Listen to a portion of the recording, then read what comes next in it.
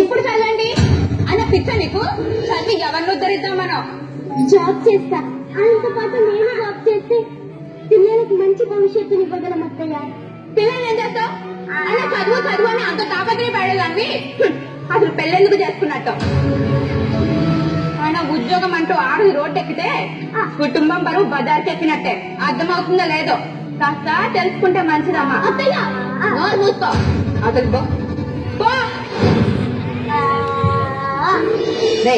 దీని గొడవ ఎప్పుడు ఉండేదే కదరా. వెళ్ళు. అమ్మా నీకేం తెలియదు, ఊరుకో. గీత వెళ్ళొస్తాను, కాలేజ్ అడ్మిషన్ తీసుకొని వస్తాను.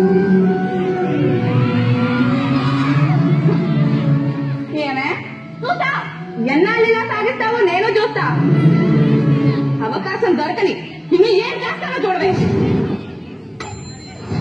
అమ్మా నానమ్మకి మనం అంటే ఎందుకు కోపం? అదేం లేదమ్మా కదా.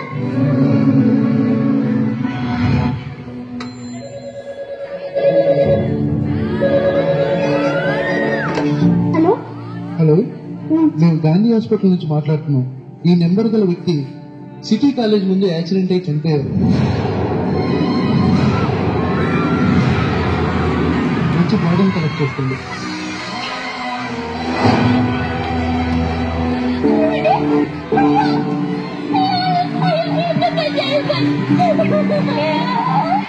ఏమైంది?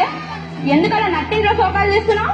అత్తయ్య రోడ్ దగ్గర రోడ్ యాక్సిడెంట్ అయి చనిపోయారంట అత్తయ్య.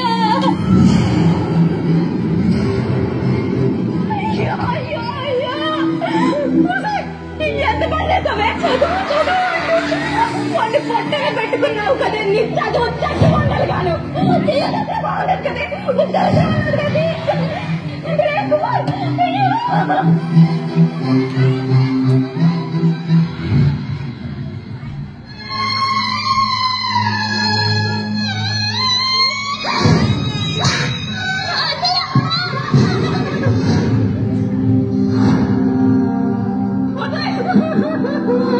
నా కొడుకు చెప్పి నా ఇంట్లోనే ఎలా తిరుగుతున్నావే నువ్వు? నా కొడుకుని మింగేసిన తిమింగలవే నువ్వు.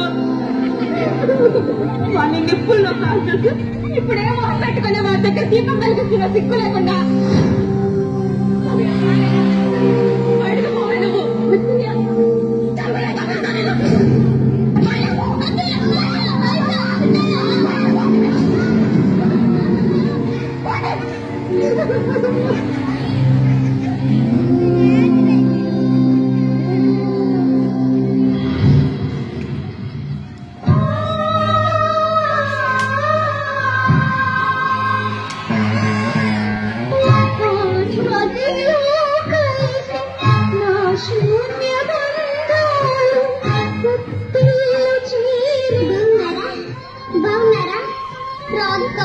లోపలికి రా.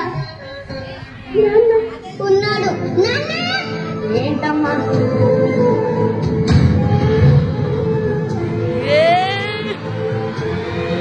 ఎలా ఉన్నావు నాన్న? ఏదో ఉన్నాలే అమ్మా. తొక్కిలు అయిపోయిందని బాధ, ముగ్గురిని పోగొట్టుకుని దురదృష్టం, చెల్లెలి పెళ్లి అవ్వనిస్తుందా అని భయం. మధ్య తరగతి తండ్రి ఇలాగే ఆలోచిస్తాడు. ఇప్పుడు ఇవన్నీ ఎందుకు నాన్న? అగ్గి పరిస్థితులుంటే మీకు తెలియాలి. మీరే చిన్న పిల్లలు కాదు కదా, లేకపోతే రేపు నింద నా మీద వేస్తారు. నువ్వు చాలా తెలివిగా మాట్లాడతావు నాన్న. సూటిగా మాట్లాడుతున్నాను నువ్వు అనుకుంటావు, కానీ ఆ మాటలు ఎదుటి వాళ్ళ గుండెల్ని బద్దం చేస్తున్నాయి నాన్న. భయపడాల్సింది నేను. భర్తను పోగొట్టుకుని అత్యంత నుండి గెంటేయబడి ఇద్దరు పిల్లలు పెట్టుకుని ఎలా బ్రతకాలని భయపడాల్సింది నేను. బాధపడాల్సింది నేనే. ఆ రోజు చదువుకోవాలని ఆశ ఉండి ఈ మాట కోసం తల ఉంచినందుకు బాధపడాల్సింది నేను.